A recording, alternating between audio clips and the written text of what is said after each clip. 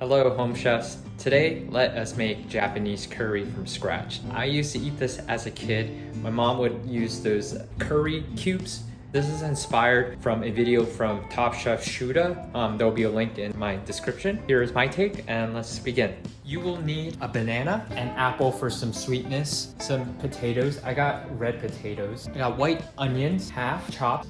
Got carrots, 2 for the base and 1 for the vegetables. Got some garlic, 7 cloves, and around an inch of garlic. And I got my zester. You're gonna need flour to make the roux, which is kind of reminds me of gumbo, where you use the flour to make the roux to thicken up your curry. For your curry spice, you're gonna need cumin. It could be ground. I only have the cumin seed. Allspice, I have the whole entire seed, but it can be ground. Coriander and turmeric. You want some chicken or vegetable stock, soy sauce, Worcestershire sauce. You want some chicken thighs and some salt, pepper, and baking soda. Let's begin. I'm gonna grate my ginger and I'm gonna peel the skin with a spoon. And this is good because it can handle the tight corners.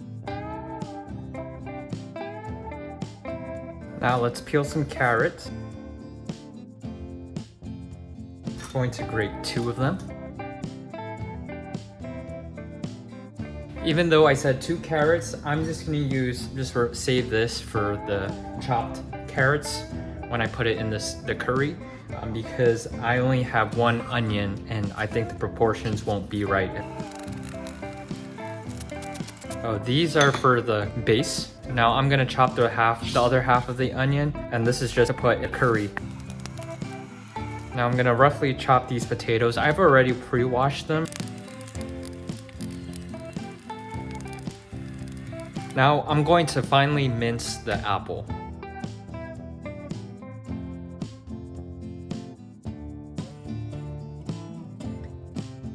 I forgot to roughly chop these carrots, but this is not for the base. This is just for the chopped onions, carrots to go in the curry.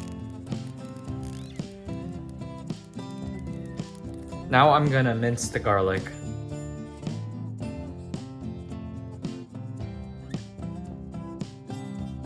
Now I'm gonna mash bananas here and make it brown. I have a mortar and pestle, and I'm gonna add my spices. 2 teaspoons of crushed cumin. Gonna add a teaspoon of crushed allspice, a teaspoon to 2 teaspoons of ground coriander, and a teaspoon of turmeric. I'm gonna actually add an extra teaspoon of cumin.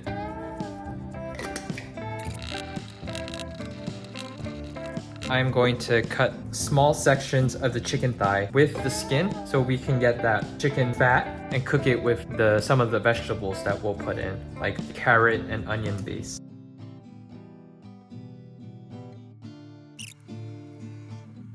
The bone is here, so I'm gonna cut this where the fat is. I'm gonna use this for chicken stock. Add some oil and brown the chicken. You want to put the skin side down. For us home chefs, cooking is just half the battle because we have to clean.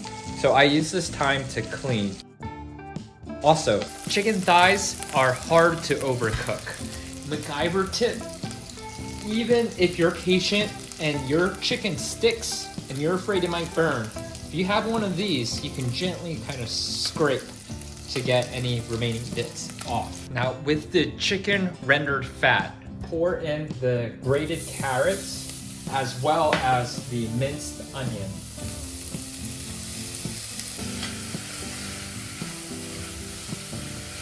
I'm adding 3 tablespoons or so of water to help it simmer.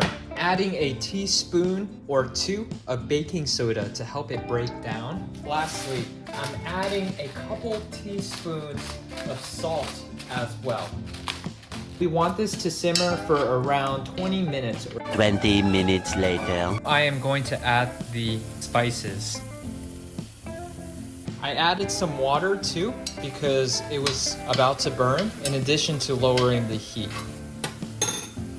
I'm gonna add flour. I added around 3 to 4 tablespoons. Like gumbo, when you add flour, it makes a roux because the starch in the flour coats the fat. And as flour cooks, it adds an extra dimensional flavor. Unsalted chicken broth. It's a 32 ounce, 2 pounds. I'm gonna let that simmer in. Once it's simmering, pour in your apple mixture, your potatoes, onions, chopped carrots, grated ginger, your minced garlic. Now let's mix this baby up. Add soy sauce to taste. It'll give a salty and umami. And a little bit of Worcestershire sauce as well. I put like a teaspoon to 2 teaspoons. We're going to put in our chicken as well.